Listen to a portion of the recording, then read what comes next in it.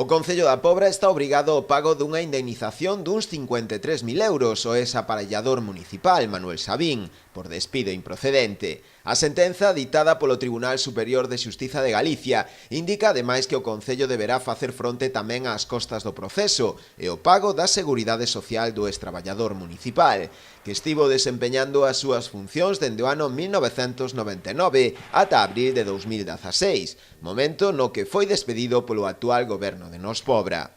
En primeira instancia, o xulgado do Social de Santiago xa lle dera razón ao ex-aparellador, condenando o Concello a indemnizalo ou readmitilo.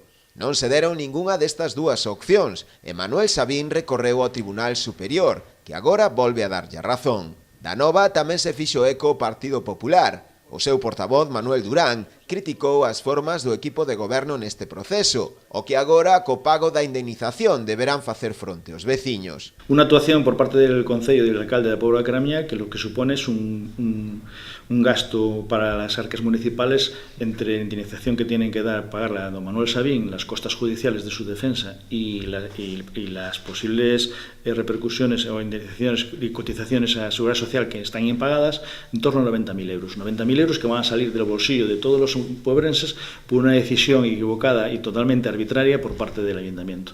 ¿Qué es lo que ha determinado la justicia? La justicia lo que ha determinado es que la decisión no fue justa, que le ha dado opción en la primera instancia a readmitirlo y seguir con su nuevo estatus de personal laboral fijo, y el equipo de gobierno, el alcalde, lo que han determinado es que ellos estaban convencidos de que tenían la razón y en la segunda instancia le han vuelto a decir que no. A sentenza é firme e sobre ela non cabe xa recurso.